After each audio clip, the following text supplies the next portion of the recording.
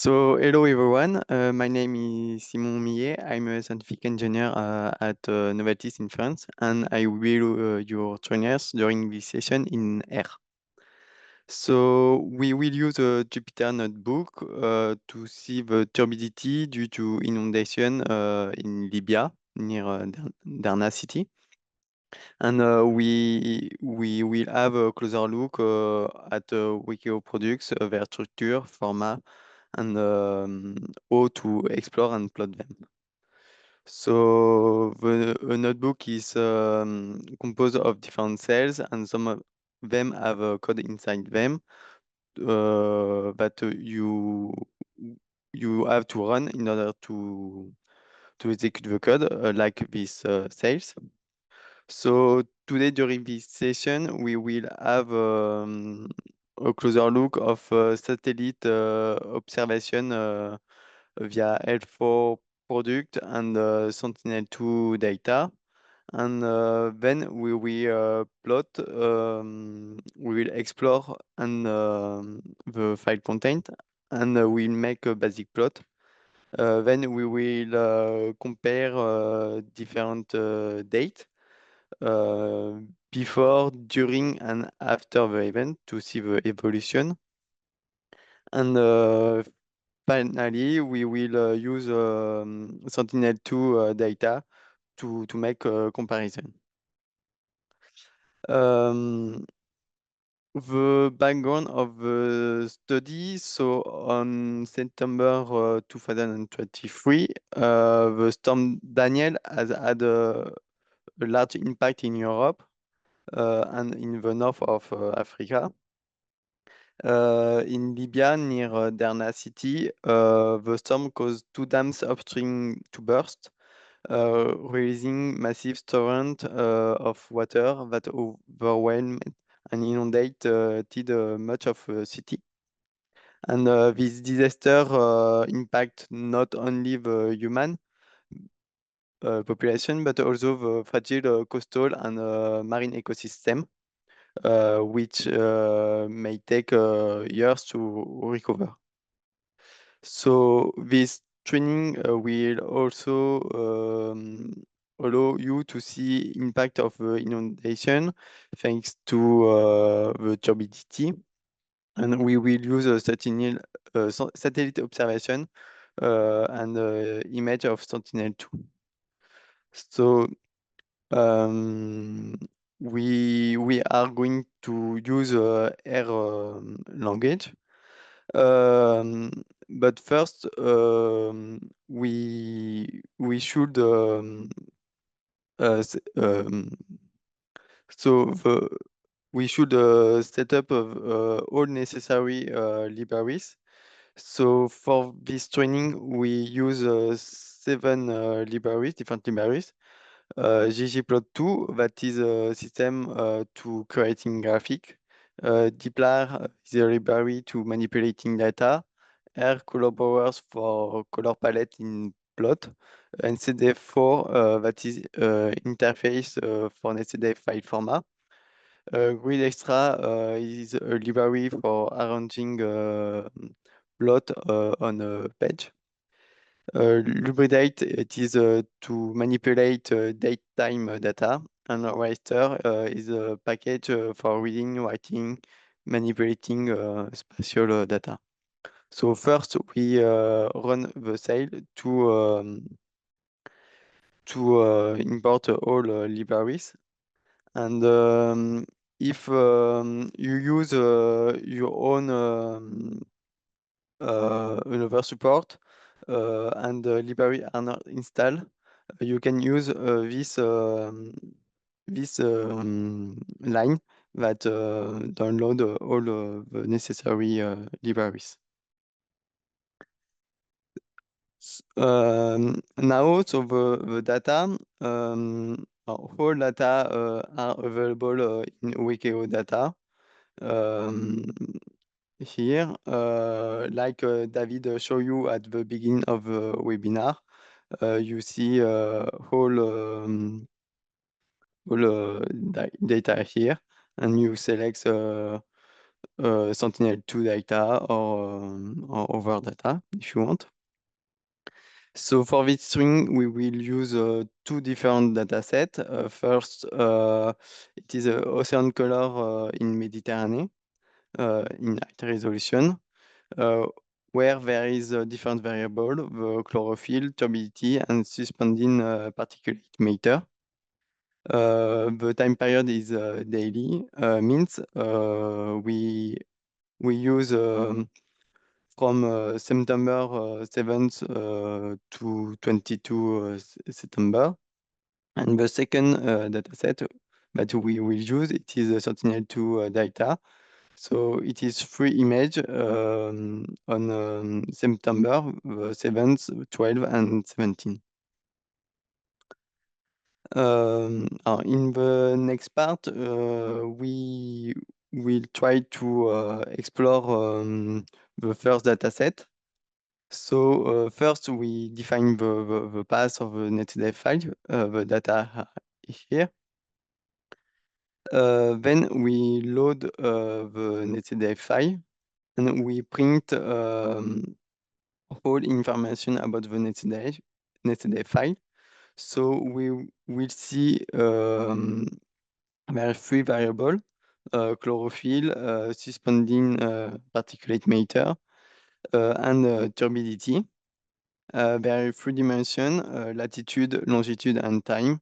And here it is the global attribute that take more information in the dataset.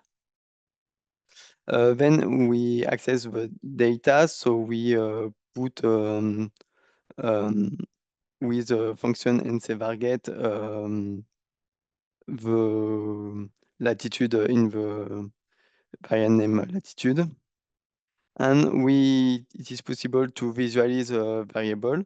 For example, the dimension of some variable, for example, turbidity, or the value for specific longitude and latitude and time, like this.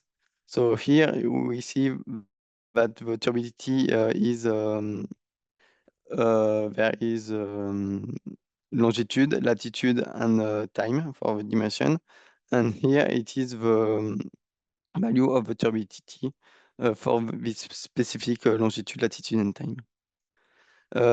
In R, the index begin in 1, contrary to Python, it is 0. So here it is the second date and not the third date.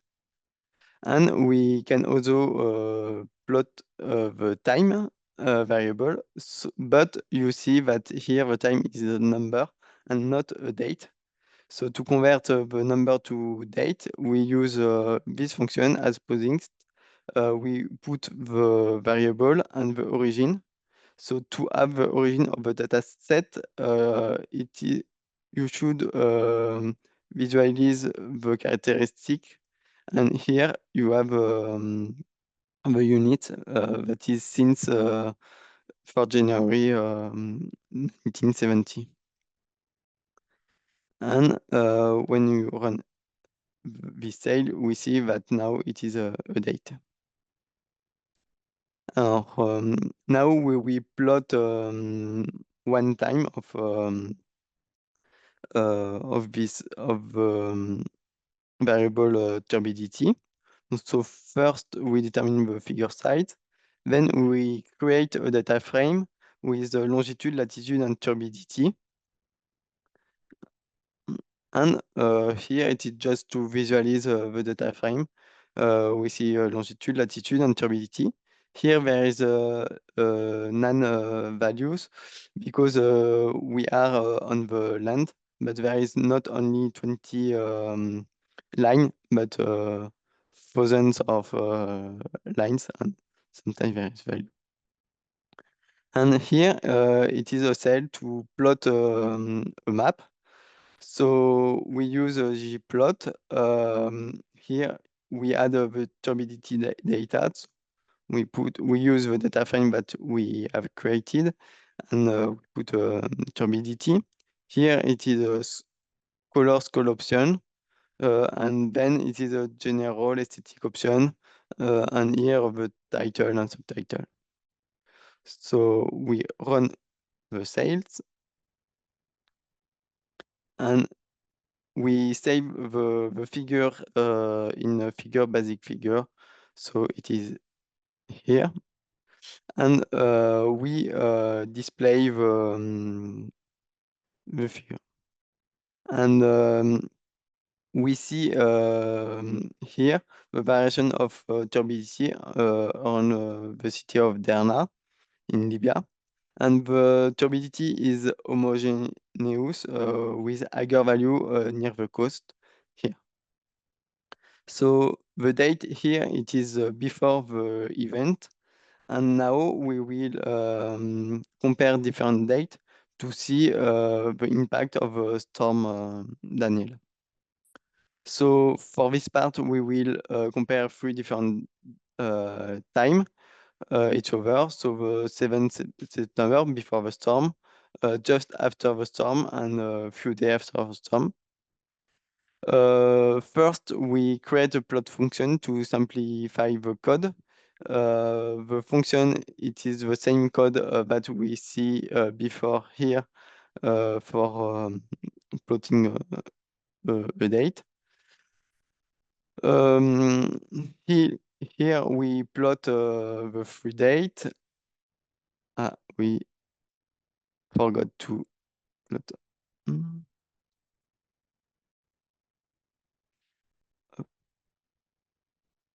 And then we display the free date. It takes several seconds. So here we have a free date. So here it is the same figure that we see before. And during the storm, we see two distinct zones. The first in the east here, where there are a large plume with higher turbidity. We see that it was not present before the event. Then it disappear um, with time here, but it is already visible a few days after the event. There is a second zone to the west. There is a plume here too, but here we see that there is water on the land. So it is not exactly the sea, but it is water from flood. It is possible to take the to do this to make the same figure, but for other variable. For example, for suspending particulate matter. So thanks to this sales to say and display the image. Take several seconds. So here you see the suspending particulate, and you see exactly the same trend. There is a great similarity between the turbidity and particulate suspending particulate matter. Now we will use Sentinel-2 data to do a comparison to see the impact of the storm. The data offer a multi-spectral image of Earth's surface with resolution ranging from 10 to 70 meters. The frequent revisit of Sentinel-2 is 5 days, so we use the 7th September, the 12th, and the 17th. And the data is available in Wakeo. And when you download the data, we have a zip file. And when you unzip, there is a lot of file and folder on them. And we will use the data that is in Granule. Here, this folder image data. And here you have a free resolution and you use a 10-meter resolution. Here there is a band and we use only the second, third and fourth band. That is the red, blue and green band. So it is this file that here in data here. So first we select the path and then we load the band. So it is the band 4 for red, the band 3 for green, and the band 2 for blue. Then you use the function stretch to improving visualization of image to have a less or more dark image. And then it takes several seconds. Then we stack the band to create a raster.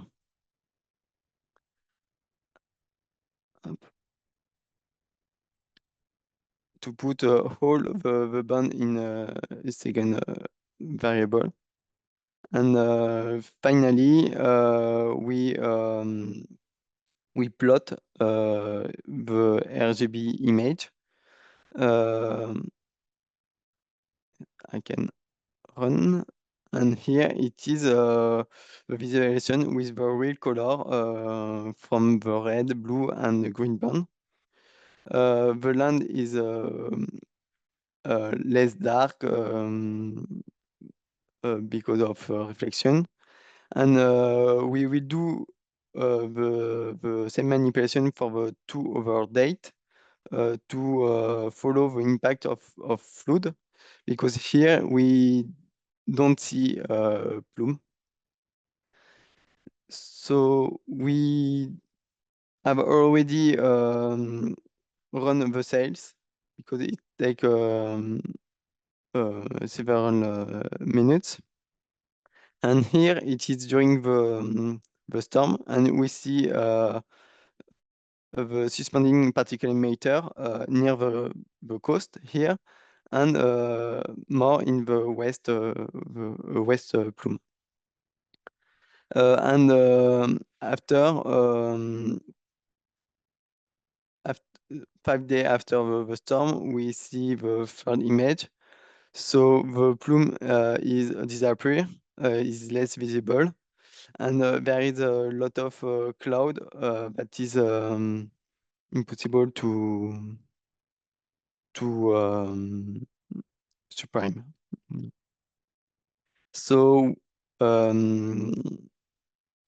here the data contribute to assessing the environmental impact, particularly on marine and coastal ecosystem, by observing the dispersion of suspending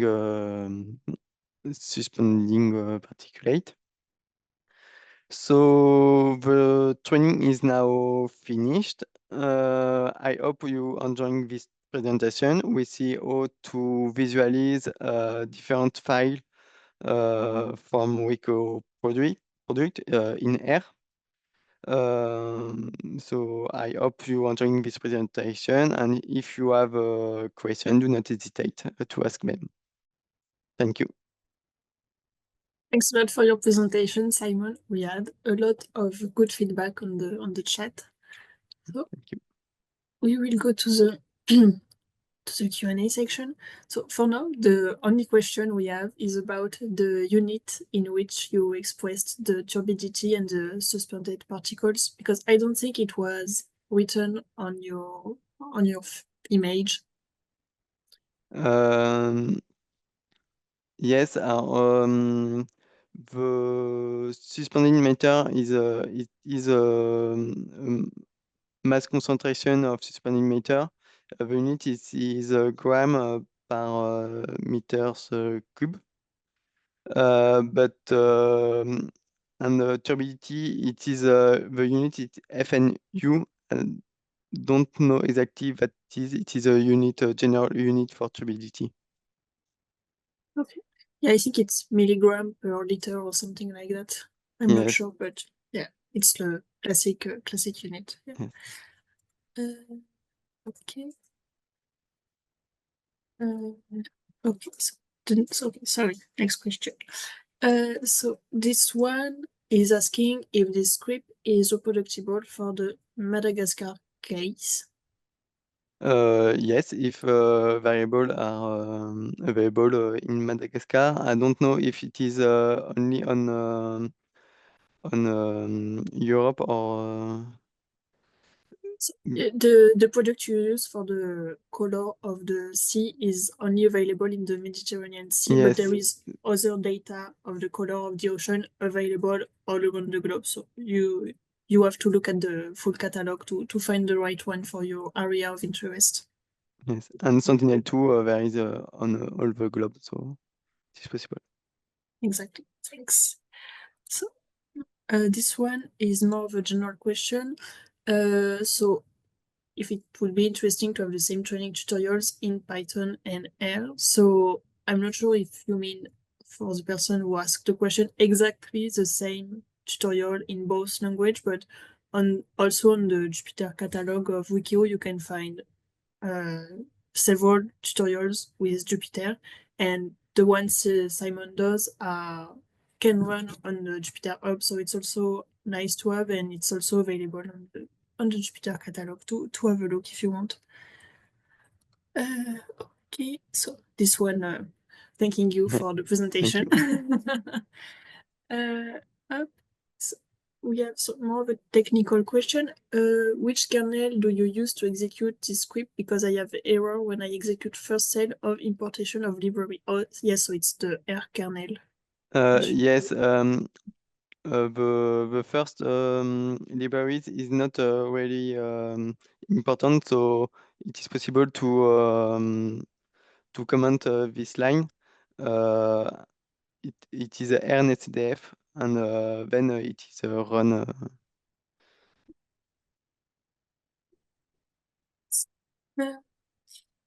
This question asking if we can use a similar approach for inland freshwater bodies. So I think it's the same answer as for the Madagascar area. You just have to change the products to match your area of interest, but I think you can use the same approach for inland water bodies. So right now, I don't see any more question coming. So we still have again a very useful presentation in the Q&A section. Thank you. But yeah, I don't see. And I don't see more questions. So yeah, okay. Well, thanks again, Simon, for your presentation and the Q&A section.